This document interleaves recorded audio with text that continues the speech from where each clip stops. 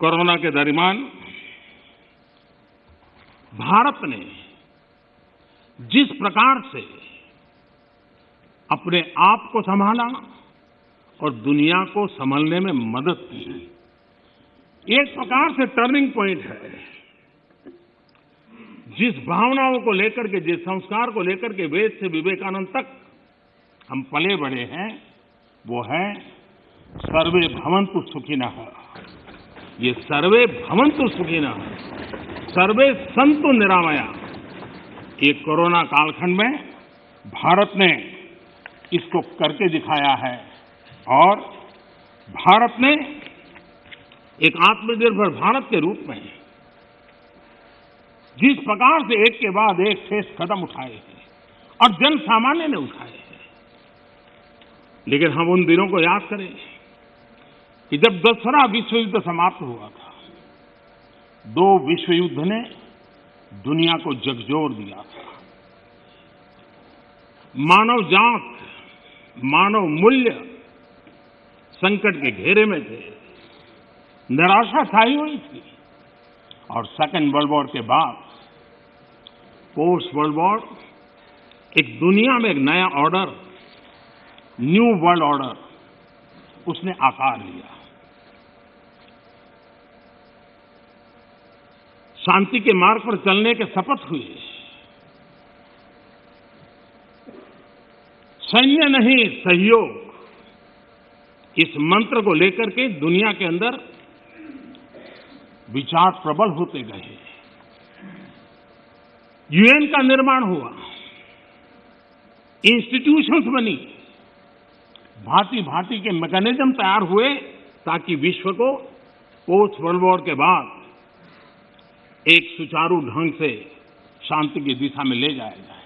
लेकिन अनुभव कुछ और निकला। अनुभव ये निकला कि दुनिया में शांति की बात हर कोई करने लगा। पोस्ट वर्ल्ड वॉर शांति की बातों के बीच भी हर कोई जिसकी ताकत थी अपनी सैन्य शक्ति बढ़ाने लगा। वर्ल्ड वॉर के पहले दुनिया के पास जो सैन्य शक्ति थी, यूएन के बाद वो सैन्य शक्ति अनेक गुना बढ़ गई। छोटे मोटे देश भी सैन्य शक्ति की स्पर्धा में आने लग गए। शांति की चर्चा बहुत हुई, लेकिन हकीकत इस बात विश्व को स्वीकार करना होगा कि सैन्य शक्ति की तरफ बड़ी बड़ी ताकतें और पुरजोश चल पड़ी। जितने इनोवेशन हुए, रिसर्च हुए, वो इसी कालखंड में हुए सैन्य शक्ति के लिए। पोस्ट कोरोना भी एक नया वर्ल्ड ऑर्डर नजर आ रहा है। पोस्ट कोरोना के बाद दुनिया में एक नया संबंधों का वातावरण शेप लेगा। हमें तय करना है कि हम वर्ल्ड वॉर के बाद एक मुख्य दर्शक के रूप में बदलती हुई दुनिया को देखते रहे और अपने आप को कहीं एडजस्ट हो सकते तो करने की कोशिश की। हमारे लिए वो कालखंड भी वैसा ही था। लेकिन आज पोस्ट कोरोना जो नया वर्ल्ड ऑर्डर तैयार होगा, और होना ही है, किस रूप का होगा, कैसा होगा, कौन उसको इनिशिएट करेगा, वो तो वक्त बताएगा। लेकिन दुनिया ने जिस प्रकार से संकट को झेला है, दुनिया इस पर सोचने के लिए मजबूर हुई है और होना है। ऐसी स्थिति में भारत विश्व से कट करके नहीं रह सकता। भारत एक कोने में गुजारा नहीं कर सकता। हमें भी एक मजबूत प्लेयर के रूप में उभरना होगा। लेकिन सिर्फ जनसंख्या के आधार पर हम दुनिया में अपनी मजबूती का दावा नहीं कर पाएंगे। वो एक ताकत है, लेकिन इतनी ताकत मात्र से नहीं चलता है। नए वर्ल्ड ऑर्डर में भारत को अपनी जगह बनाने के लिए भारत को सशक्त होना पड़ेगा, समर्थ होना पड़ेगा, और उसका रास्ता है आत्मनिर्भर भारत। आज फार्मेसी में हम आत्मनिर्भर हैं, हम दुनिया के कल्याण के काम आते हैं। भारत जितना आत्मनिर्भर बनेगा और जिसकी रगों में सर्वे सुखिनः भवन्तु का मंत्र जड़ा हुआ है, वो जितना सामर्थ्यवान होगा, मानव जात के कल्याण के लिए, विश्व के कल्याण के लिए एक बहुत बड़ी भूमिका अदा कर सकेगा।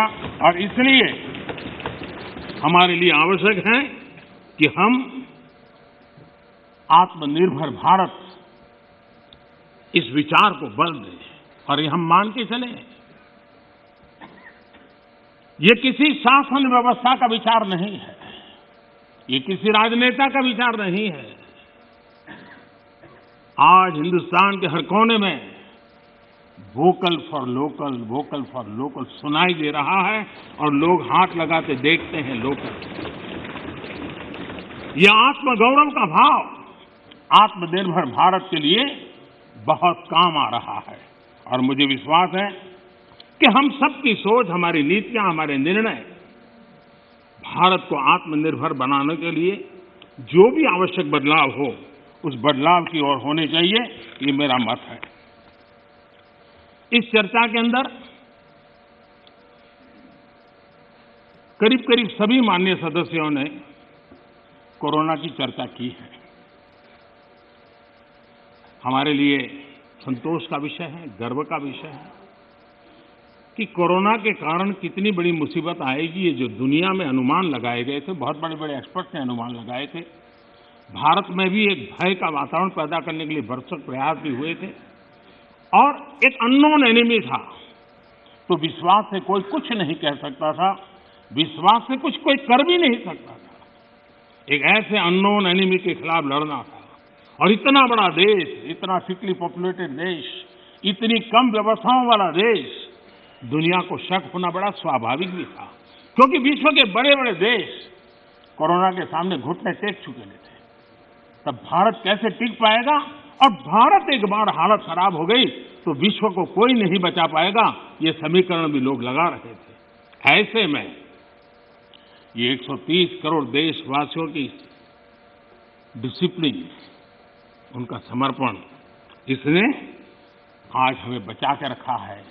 Credit goes to 130 crore Hindustani.